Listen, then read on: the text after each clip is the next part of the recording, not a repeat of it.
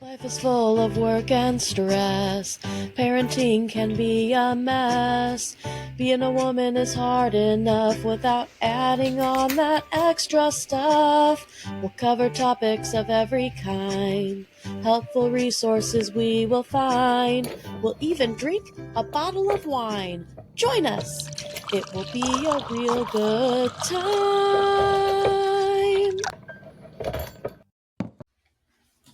Hi, I'm Amanda, And I'm Nikki. and welcome to Working Mom's Wine, where we drink a bottle of wine. And whine about our crazy, busy, stressful working mom lives while trying to give resources along the way to help smooth things out. Mine has a bow on it. Oh, it's so precious. That's the only reason I chose it. I was in the store and I was like, this one looks fancy. It's a Yeah, sometimes I just choose 2023. them based on their picture. So, Well, that's something we were talking about in book club at work, oddly enough, because they say don't judge a book by its cover, but like very often you do. Like you see a good cover, you're probably gonna pick it up. hmm And this girl was like, we had like I brought hot cider and then she brought the wine for people who wanted to add wine in. And she goes, I picked this one based on its label, so hopefully it's good. And I'm like, that's exactly how I pick my wines and my books. But this is a Pinot Grigio. Grapes from prize vineyards in Italy's DOC, whatever that is, create a Pinot Grigio with ripe flavors of peach, honeysuckle, and lemon. But the whole idea of Ooh, Chloe is celebrating people who inspire you, whether they're friends, mentors, sisters, teachers, anyone who has like left a legacy. So that's nice. pretty cool. Yeah, I like that. I am drinking Nighthawk by Bada Box again, but different flavor. This is Lush Pinot Noir. It says velvety, smooth, luscious. That is the only description it gives. That's the only description it needs. So today we're starting off our January with talks about goals, and I know that Happy that's New a Year. Happy New Year. I know it's a popular topic in January, but we thought we'd put a little twist on it and talk Yeah. about proper goal setting, good strategies for goal setting, maybe talk about our personal goals a little bit. And today we're going to cover the SMART acronym when it comes to goals. Yeah, Um, setting smart goals. Yes, and Nikki's got all of that information, so she'll go over the different pieces of the acronym, and then we'll let you guys know what our 2025 goals are, and feel free to drop yours in the comments as well. Yeah. All right. So, anytime you go to set a goal when you're in therapy or life coaching, if it's kind of a solution focused type of session, you're going to talk about SMART goals. It's a way to set goals that are attainable and measurable. So, the acronym, I'm getting ahead of myself. S is specific. You make a clear goal instead of coming up with something general. For example, if you want to go to bed earlier, that's vague. To make it specific, you would say, I want to go to bed by 9 o'clock every night. Right. For measurable, you need to be able to track your progress and know when you've met your goal. So, going to bed every night at 9 is a goal you can measure. You can mark on your calendar or use a goal tracking app to check off each night that you attain the goal. Um, the letter A is attainable. Your goal needs to be something that you can reasonably do. I think this is a pretty big one for most people. We've set these big, lofty goals, these things we'd like to do and places we'd like to be and people we'd like to be, and they're not always attainable. So you got to think realistically. Right. Um, your goal needs to be something you can reasonably do. A goal of going to bed at every night would not be realistic if you work the night shift, for example. So Perfect. it needs to Perfect be example. plausible. Mm. R is for relevant. Your goal needs to matter to you and fit into your life and your values. If you want to make your health more of a priority, a goal like getting better sleep would fit into your priorities and values. And it needs to be time bound. So your goals need to have a deadline or some sort of timeline to follow. Setting an endpoint helps keep you motivated. So if you want to fix your sleep hygiene, you could say, I want to go to bed by 9 every night for the next month and see how you do and adjust from there. So it needs to be something specific, measurable, attainable, relevant, and time bound. And that way you can actually see the progress and measure the progress. And it's not some lofty thing out of your attainability that's unrealistic that just winds up disappointing you and leading you down a worse path. Which is exactly how one of my goals is probably going to be. Oh no. No, Amanda, we're going to make it a SMART goal. Something else we like to teach is, why do SMART goals work? One reason they work and they're popular is because that research shows they're an effective tool for people who want to make health related changes in their lives. So if you're following these rules, the research shows you have a better chance of success at it by breaking it into these smaller parts too. That's what SMART goal represents. So you want to have that acronym in front of you as you're setting your goals and make sure, tick off each one. Is this specific? Is this measurable? Is this attainable? And really be honest with yourself, because if you're not, the only thing you're doing is setting yourself up for failure. Right. And we don't need more of that. As parents, we experience that all day long. So, yep. And if you feel like you're failing at the goals that you've set, you're going to feel like you should just give up because it's just another thing you're failing at. So when you look at 2025, what do you want your life goals to be? How do you set your goals? I break mine into sections, so I don't know if you do the same thing, but What do you mean by breaking it into sections? so I have goals for health, for wealth, and for my personal life. Oh, interesting. Like And I just do like a couple each. It's almost like a Maslow's hierarchy of goals. Kind of, yeah. Very therapist-y of me, I guess. I was gonna say, should we kick it off with health? Let's do it. All right. What's yours? Mine is to start making my own sourdough bread. I'm getting the starter tomorrow. I'm so excited for it. I signed up for a kit for my work Secret Santa. Like you make a wish list of what you want. And one of the things I put on there was a sourdough kit. And I wanted to start it for a long time, but I've kind of let myself become intimidated about the process. Yeah. Which is silly because I've done homemade kombucha and I've been fine. So I'm sure I could figure this out too. If you can do kombucha, I think you can do sourdough. I'm sure it's the thought process is vaguely similar. Yeah. I wanted to do it because I know it's healthier for you, less junk in it, of course, when you make it yourself. And yeah, yummy, delicious. So I wanted to start that. And when I signed up for that on my wish list, that is what my Secret Santa sent to me. Nice. So I have all of the tools I need. And then I went on for my birthday and bought myself a Dutch oven, a special like pot that you can bake the bread in, that can get nice and toasty. So I'm excited. How does that for that relate to the acronym? Well, let's see. It's specific. It's not just that I want to cook healthier food at home. It's I want to make sourdough bread. It's very specific. Measurable. I guess it's measurable by, do I actually make a loaf of bread this year? Did I complete a loaf? That's amazing. Without giving up. What's the next one? Attainable. It's attainable. People make sourdough bread at home all the time, and I have all the tools. So I think it's attainable and realistic. What's the last one? Time bound.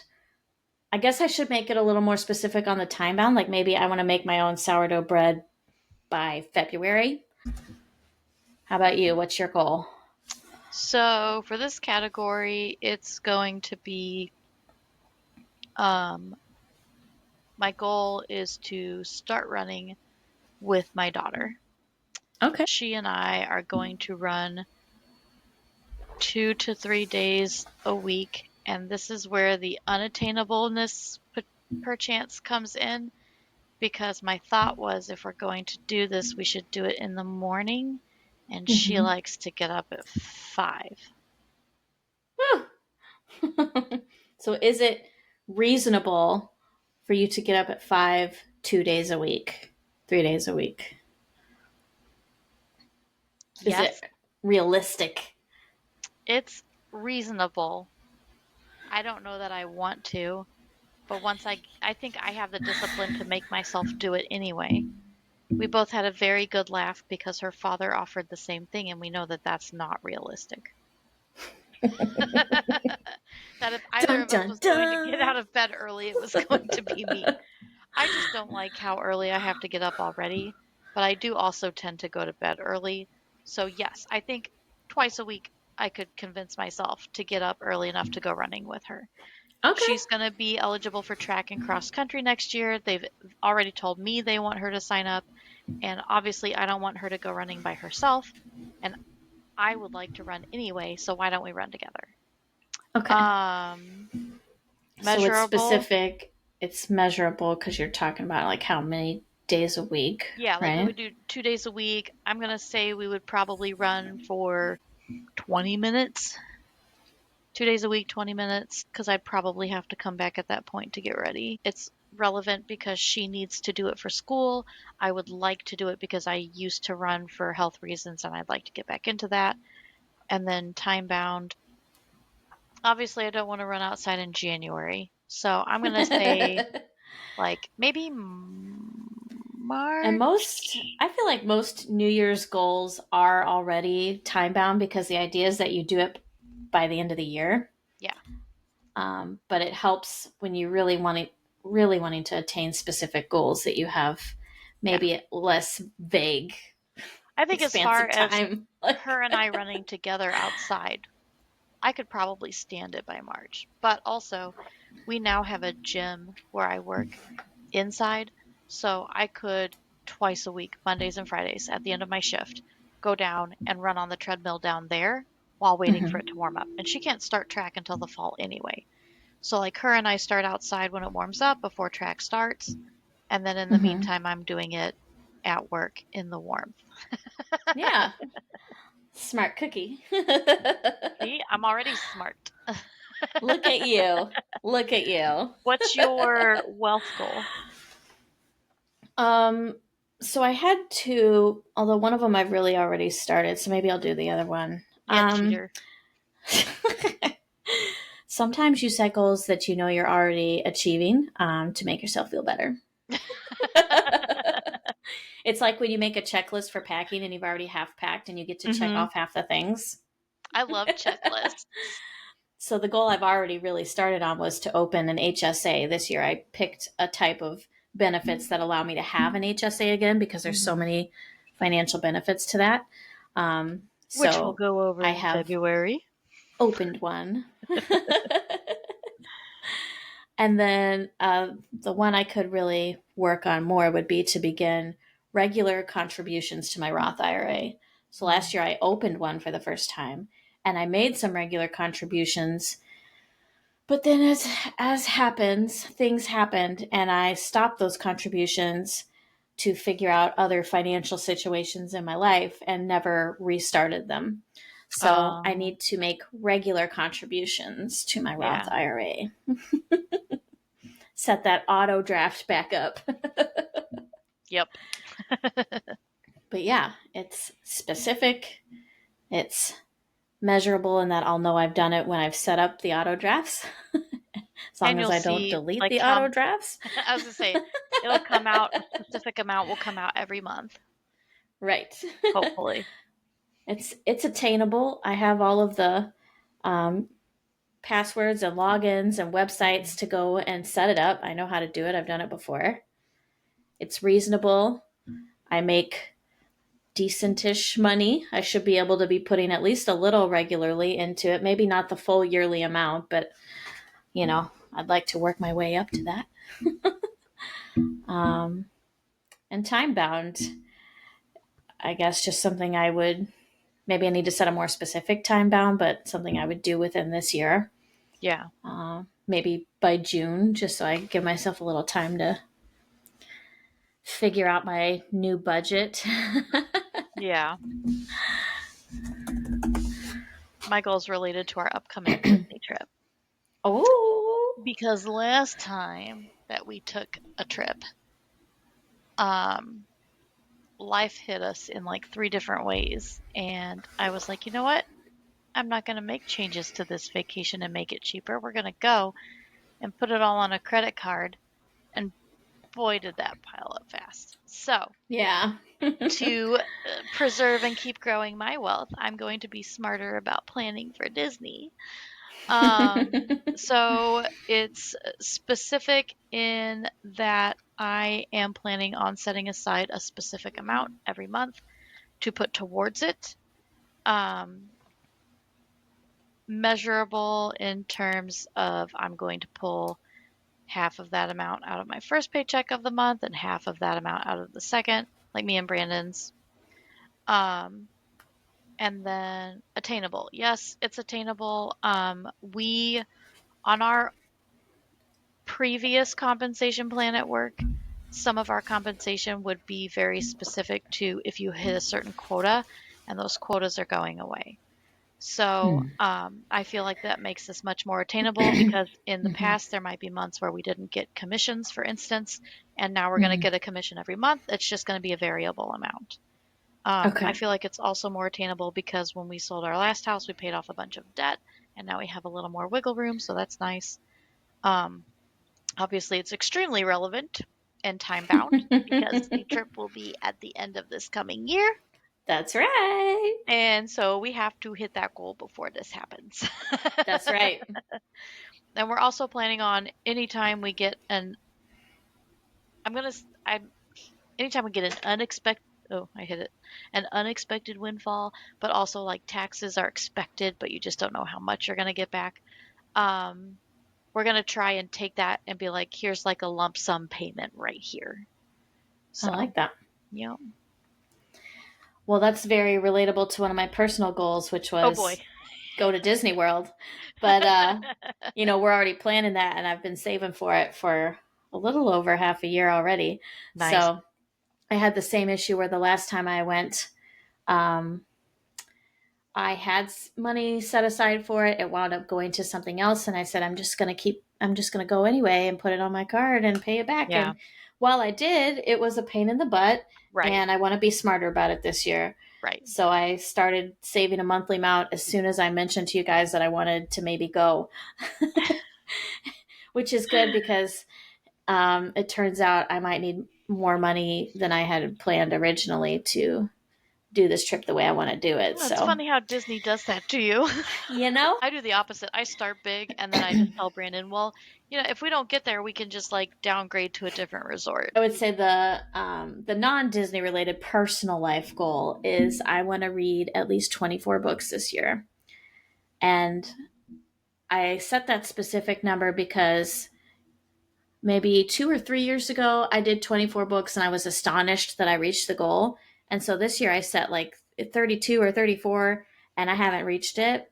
I have gotten I think to 26, Yeah. um, but only because in the last 2 days I have plowed through two shorter audiobooks because I want to meet my goal because I'm a perfectionist and I can't let it go.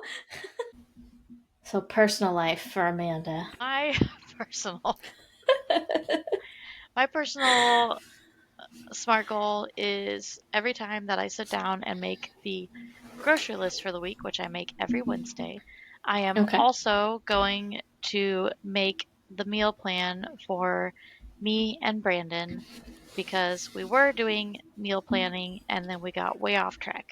So it's going to happen every time I do the grocery list. Um, it's going to be for the rest of the year. It's going to be things that Ooh. like we are eating at home and taking to work. Um, Mm-hmm.